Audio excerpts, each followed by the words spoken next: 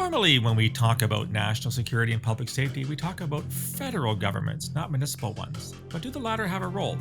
Hi, I'm Phil Gurski, President and CEO of Borealis Threat and Risk Consulting in Russell, Ontario, Canada.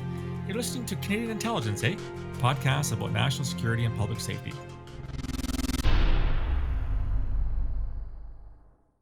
As I've said to you on far too many occasions, I spent 32 years in security intelligence in Canada at the federal government level, working both for the Communications Security Establishment, or CSE, Canada Signals Intelligence Agency, as well as CSIS, the Canadian Security Intelligence Service. And most people would say that when it comes to the decisions and the organizations that keep us as Canadians safe, that the lion's share of the work occurs at that federal level. Other departments would be National Defence, RCMP, Royal Canadian Mounted Police, etc. I also spent a bit of time with the Ontario Provincial Police's anti-terrorism section when I retired from the Federal Civil Service. But I have to say that in my career, I didn't have a lot of interaction with municipal governments, and yet there is a role for them to play. To talk about these issues, I have brought in Mayor Brad West. He's the mayor of Port Coquitlam, BC, and he has very graciously agreed to come to talk about these issues in the other podcast. So, Mayor West, thanks for joining me. Thank you for the invitation, Phil. I'm happy to be here. For my listeners, Brad, who probably, all due respect, had never heard of Port Coquitlam in British Columbia, can you walk us through where it's located and exactly, what's going on in Port Coquitlam these days? Absolutely. Well, the most important thing to know about Port Coquitlam is that we're the hometown of, I would say, Canada's greatest hero, Terry Fox. Of course. Terry Fox, absolutely. Terry Fox grew up in Port Coquitlam and went to school here. His family has roots in this community, and for whatever else we may be known for, we'll always be most proud of being the hometown of Terry Fox. We're located about 30 kilometers east of Vancouver, right in the heart of the lower mainland of British Columbia.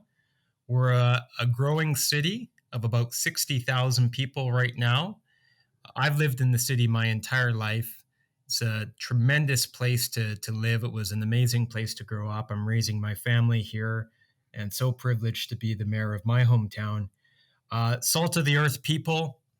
CP Rail is the biggest employer in our city and has a very large footprint in Port Coquitlam, one of the largest rail yards in Western Canada.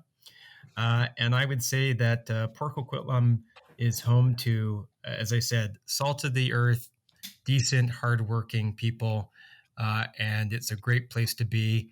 And invite people, if they have the chance, come check us out.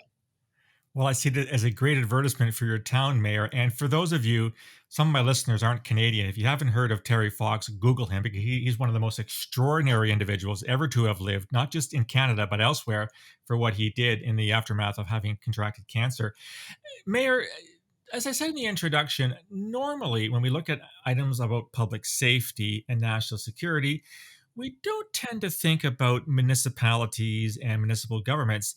Can you correct me on that? When you think of public safety, what role do you have with organizations such as police and, well, if it's relevant, intelligence organizations?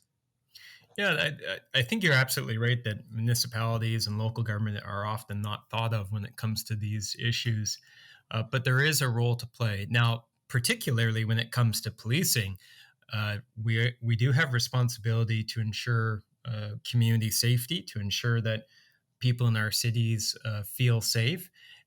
And it just happens to be the fact that local government pays for 90% of policing costs in our country. Port I didn't realize that. Yeah, really? Port Coquitlam has the RCMP as our police service provider. Most municipalities in British Columbia do. There are some that have their own municipal police departments. But regardless of whether you have RCMP or municipal police department, you are paying the lion's share of those costs as a local government. So the sheer fact that your taxpayers are footing the bill means that you have a responsibility to ensure that you're getting good value for that dollar, and that the policing and community safety priorities of your residents are being acted upon. So that's a very direct connection. And then I think, larger than that, when it comes to issues of national security, we all have a responsibility as elected officials, regardless of what level, to act in the best interests of the country and of our citizens. And that I don't think should be a revolutionary concept. It seems pretty basic, but it's one that a lot of municipal politicians seem to have difficulty understanding. They think that somehow that they're excused from what I believe is our just very basic responsibility as, yes, elected officials, but even as citizens. As citizens of this country, we should want to see that the best interests of our country are being served.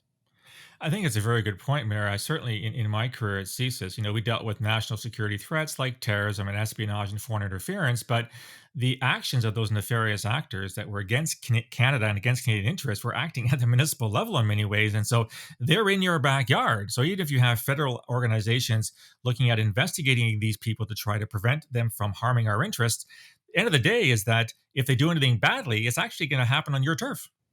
Absolutely, and people who are being impacted by it are our residents, our citizens, and we have sworn an oath of office, which should mean something to us to serve the best interests of those people who've elected us, and so that means that, again, I think it's our obligation, our duty, our responsibility to be engaged on these issues.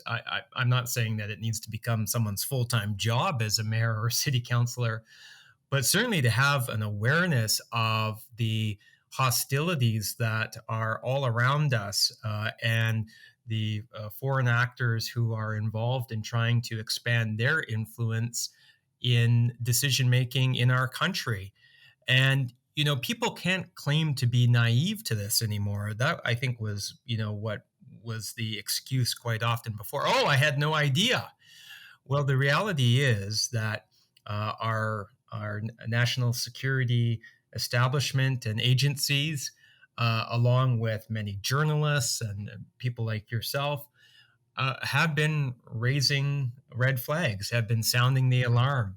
And it is now well documented that there are a number of hostile foreign countries that are involved in trying to expand their influence, to grow their soft power, to infiltrate decision making and the political apparatus of our country at all levels. And most of them see the municipal level as the low hanging fruit.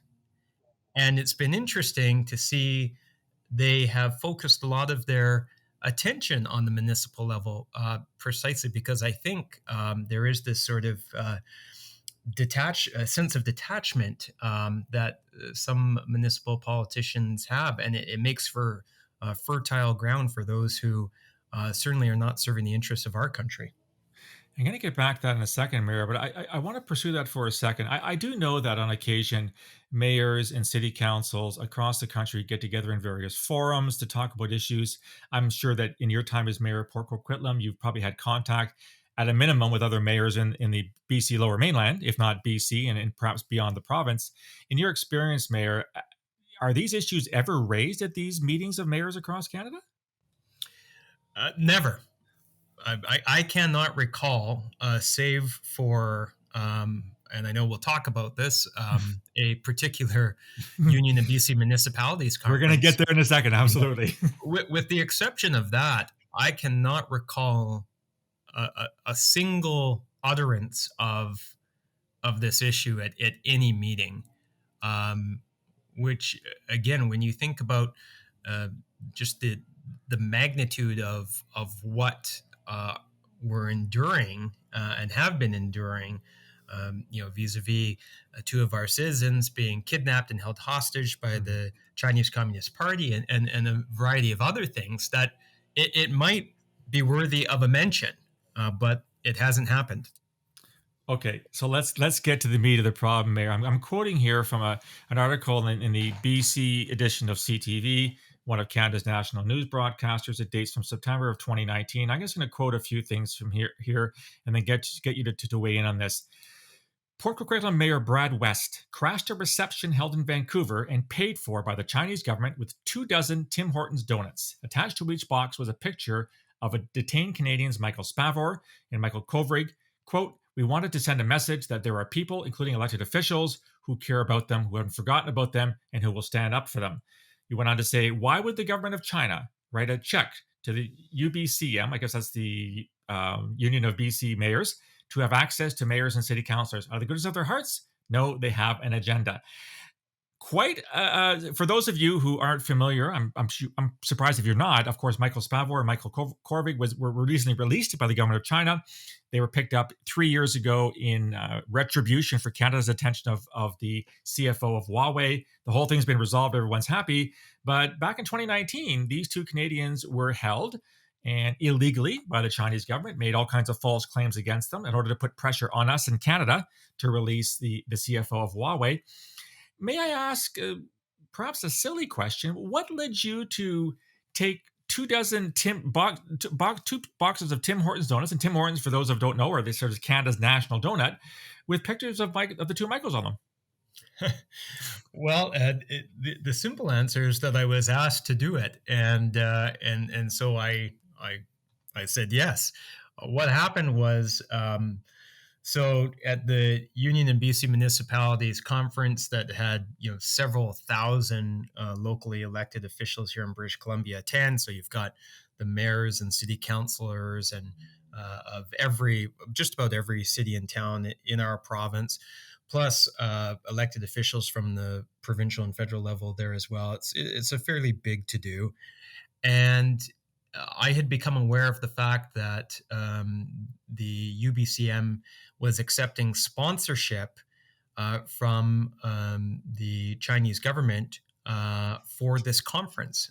And I just, on the face of it, thought that was absurd. Why would we allow a foreign government, particularly one as hostile to our interests as the Chinese Communist Party is, to pay to have access to people who've been elected to serve Canadians? And so I opposed that, and I urged the UBCM to return the check and to cancel the event. They came under a lot of public pressure to do so, but refused to do so, and so they went along with accepting the sponsorship of the conference itself, and then also, in addition, allowing the Chinese Communist Party to hold a reception where elected officials could go and get free beer and wine and whatever they were serving up on the menu, and rub shoulders with the Chinese Communist Party officials. And I just could not get my head around that at a time when two of our fellow citizens are rotting in a Chinese prison, subject to God knows what. You're going to go and break bread and have roll out the red carpet for the hostage takers? It made no sense to me, and so I opposed it. And I was joined in that opposition by the Chinese Canadian community in Vancouver and in British Columbia. There's this. Some people like to perpetuate this myth that somehow the Chinese Communist Party is supported by Chinese people, and in my experience, that's far from the case. And it was Chinese Canadians, it was Hong Kongers, it was Uyghurs, it was Taiwanese people, it was people who are ethnically Chinese, who organized a protest outside of the reception to send a message that this was wrong. And they invited mayors and city councilors to join them at that protest. And do you know that of the several thousand elected officials in attendance, only 6 of us joined that protest and stood with Chinese Canadians and the Uyghur community and Hong Kongers and Taiwanese. Only 6 of us stood with them. in solidarity and in support outside of that reception. And when I was at the protest, I spoke, and then the organizers presented to me 2 boxes of Tim Hortons donuts, as you said, which is an iconic Canadian brand. And they said, "We're not allowed to go into the reception, but you are. You are."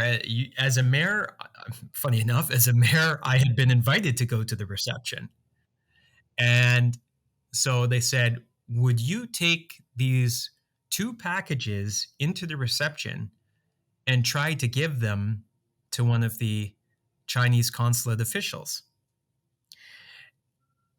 I thought that I had an obligation to do so because I'm in a position of some power in that as an elected mayor, I can do that. Right. They can't. And so I thought that that was my responsibility. So I dutifully took the donuts and made my way into the reception. You can imagine I can. once I got when they saw me turn the corner with a couple of dozen TV cameras in tow, with the 2 boxes of donuts with a picture of Michael Kovrig and Michael Spavor on each of the boxes. I mean, they took off pretty quick, and so no one was there to receive me. But I did come almost eye to eye with the consulate until they realized who I was, and then they beat a quick retreat into one of the private rooms.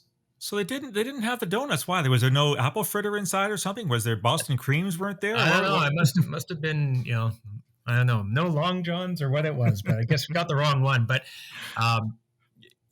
what I was able to do is, and I certainly didn't have this predetermined because I didn't know what I was going to encounter, but there was an entranceway into the reception, and I placed the boxes of donuts right in the entranceway. And that way, any politician who wanted to go in there was going to have to literally step over a picture of our 2 fellow Canadians to enter the reception. So I think it certainly delivered a statement. Yeah. Got a lot of attention, not only in our province, but our country.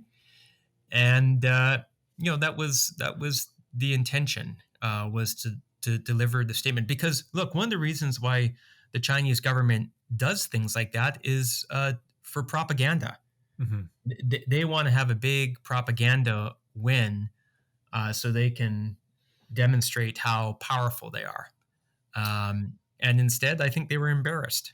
And, it also led to a day or two after a resolution being adopted by the UBCM convention to no longer accept foreign sponsorship. So it also put an end to any future sponsorship or receptions held by the Chinese Communist Party or any foreign government for that matter. And I think that was an important piece of this as well, because this had been going on for, I believe, about 7 or 8 years. Okay. Until I got a hold of it. Well, I don't speak on behalf of 37 plus million Canadians, Mayor West, but on behalf of 37 plus million Canadians, thank you, I think, for having the balls to do that. I think it was a tremendously important gesture. You raised something interesting I want to pick up on. You said that the original organizers of the protests were, in fact, largely Chinese Canadians living in the Lower Mainland. And, everyone who knows about the west coast of Canada knows we have a very large Chinese expatriate community in British Columbia. A lot of people came from Hong Kong in 97 after it went back to the People's Republic of China. You mentioned Uyghurs. I've interviewed Uyghurs who have been harassed by the Chinese government to shut up about their treatment of the Uyghurs in Xinjiang province. You've talked about Hong Kongers, Taiwanese. I'm probably the odd Tibetan as well, because China's doing the same thing in Tibet as it's doing in Xinjiang. I think it's really important that you stated that those were the people who were behind this action against the PRC government, because there probably is an assumption, and a largely false assumption, that people would see this population as some kind of fifth column, as some kind of danger to Canada because they would be agents in quotes for the Chinese government. And I'm understanding you take that very differently. Yeah, absolutely. And I've come to know this firsthand um, through my own friendships growing up. My best friend uh, all through school and playing hockey, and still to this day, his family is from China, and we're horribly repressed during their time there, and that was in large measure the reason why they came to Vancouver.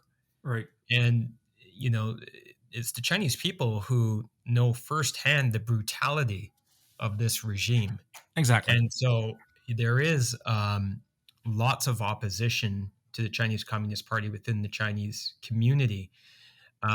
There's also lots of people who are scared because the Chinese government tries to reach into other countries and silence people, as you said, tries to intimidate them, tries to threaten any family that they may have in China. And so there's a lot of fear as well. But it should be understood that all of those communities that you mentioned are often on the front lines of organizing opposition. And that's an important piece of this as well, because sometimes you you have criticism um, that comes your way when you engage in these issues, and it usually comes from people who would describe themselves as progressives. That says, "Oh, you're engaged in xenophobia, or Mm, worse, right. Right. by criticizing the Chinese Communist Party." And that's why I think it's important to note what we just have. And also, I am always very exact with my language, or I try to be. I'm sure there's the occasional slip up. Hmm. That this is about the Chinese Communist Party. This is about the Right. Chinese government. This is not about the Chinese people, who, as we have just talked about, are a source of opposition to the government and many of the things that they're doing. I want to return to something else that you said. I mentioned it earlier. You said that why would the government of China write a check to the UBCM to have access to mayors and city councilors out of the goodness of their own hearts? No, they have an agenda. Mayor West, when my time at CIEH, I mean, I worked in counterterrorism, but of course, CIEH has a mandate to do counter espionage as well. And right in the CIEH Act, under Section 2 of the CIEH Act, one of the areas which constitutes a threat to national security reads foreign influenced activities with or relating to Canada that are detrimental to the interests of Canada and are clandestine or deceptive or involve a threat to any person. CISA's directors going back decades have been warning that, in fact, the Communist Party of China, the People's Republic of China government, is involved in exactly these activities here in Canada. Without getting into maybe some scary details or details that you're not really open to discussing, have you seen this actually happening in your time as mayor at Port Coquitlam? I have in a number of ways, and some I can certainly share.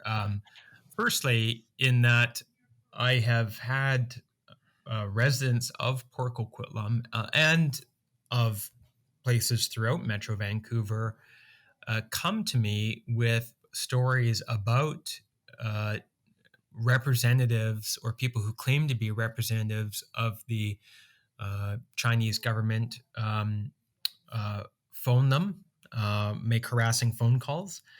In some instances, come to their home uh, in an attempt to silence them. And in some cases, it's for something as innocuous as a post on social media. Mm-hmm.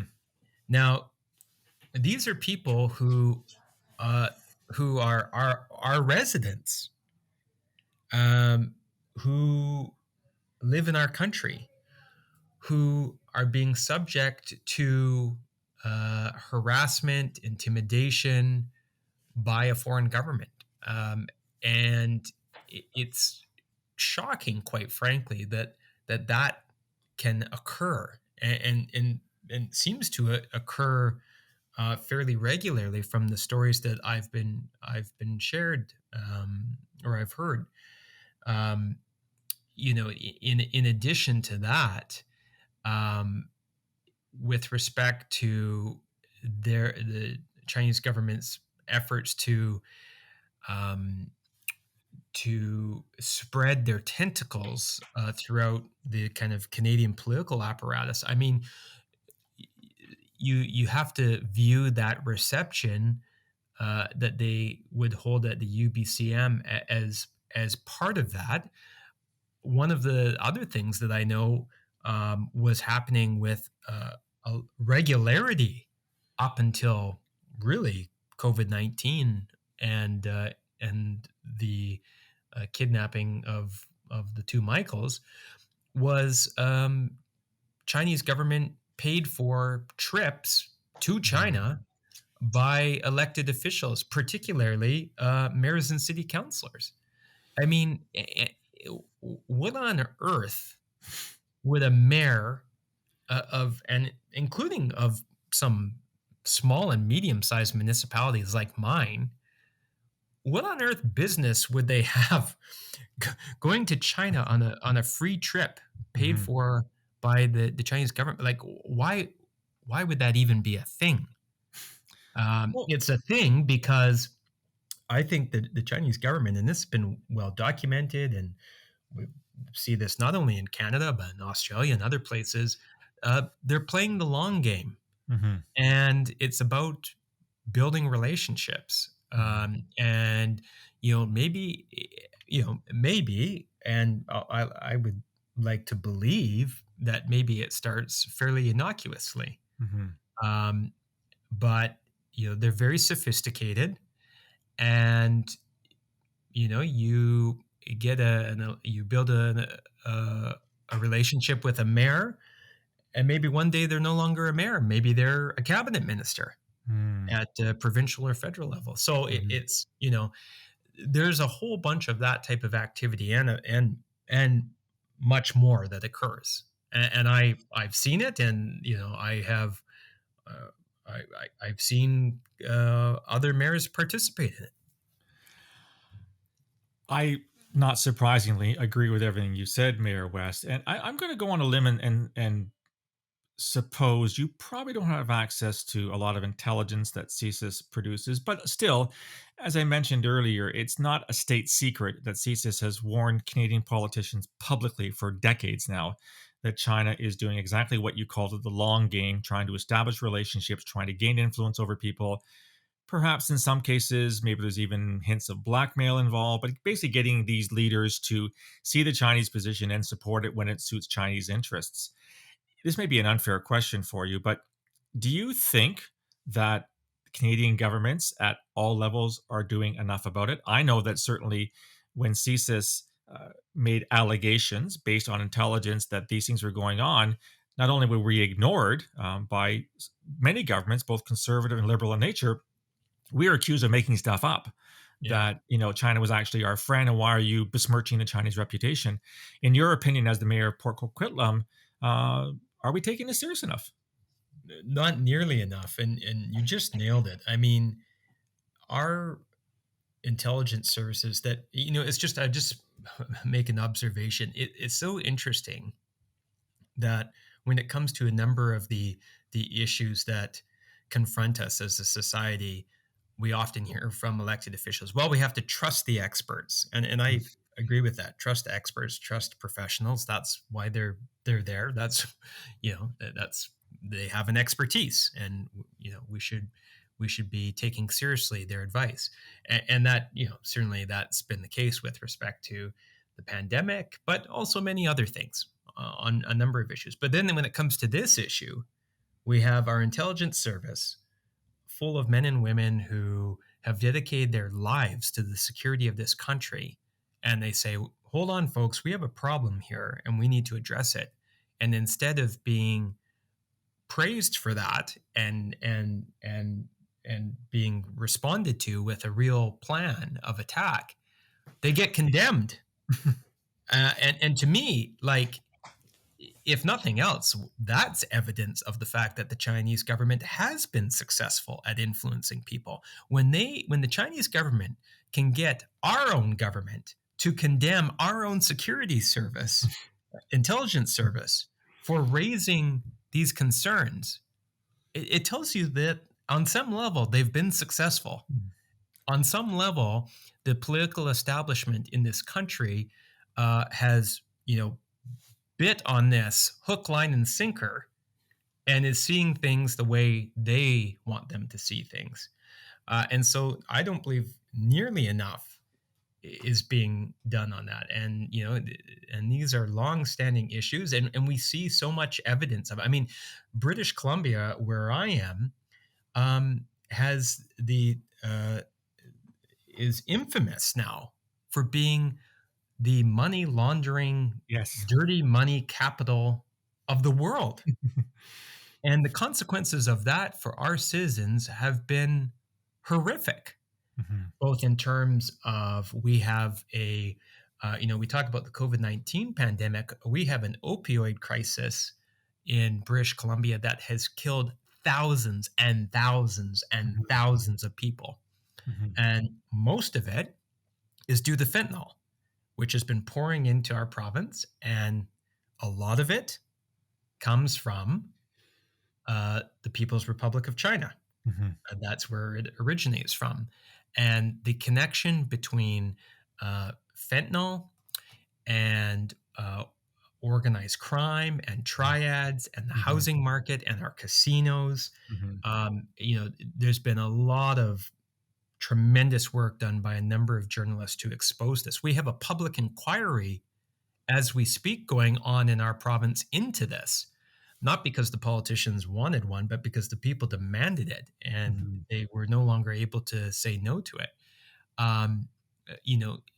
Again, the fact that that was able to happen in this province, that our province was able to be turned into this playground for organized crime with their links to the Chinese Communist Party, to bring in, fentanyl, kill thousands of our people, take the billions of dollars that were made off of those deaths, and then wash it clean in a housing market that is completely detached from local economic conditions, and in our casinos and in luxury cars, and on it goes. To me, there's a connection there. And again, the influence that the CCP has been able to achieve in both British Columbia and in Canada. So the consequences of all of this are very real. I think sometimes, people may wonder, like, okay, so they're doing all this, like, yeah, I kind of get that it's not good, but like, what are the real world consequences of it? And I think that's one of them, and there are many others, and it needs to be taken seriously, and it needs to be addressed seriously. And other countries are way ahead of us in doing that. Your timing is impeccable, Mayor West. We're recording this on October the 27th, and just this morning I posted on my website a conversation with an old friend of mine from the RCMP, Archie Olafries. We talked about terrorism financing. We talked about money laundering, and he spent most of his career in British Columbia working those files. So you're absolutely bang on, is that this is happening under our noses and not enough's being done about it, partly because it's a resource issue. Part of it, as you said, people don't think it's that much it's only money being laundered. Who really gets hurt in the long run? But as you said, this supports fentanyl programs. Supports organized crime. We know you have a serious problem with gangs in the Lower Mainland, Vietnamese triads, et cetera, et cetera. Mayor, I think that we could talk about these issues for a very long time, but I do appreciate that you are a serving mayor, and there are probably other things on your agenda this afternoon in British Columbia. So first of all, thank you for appearing on the podcast, but more importantly, thank you for raising these issues as a municipal politician. As we discussed, there aren't enough voices like yours calling this what it is. This is inimical to Canadian interests. This is a foreign power, as you said, that's not doing these things out of the goodness of their hearts, but because they have an agenda. And I just want to thank you for bringing these issues to the fore. And I sincerely hope that your message will resonate, not just with your counterparts in municipalities across Canada, but at the provincial and federal levels as well. So again, thank you, and best of luck in running the city of Port Coquitlam.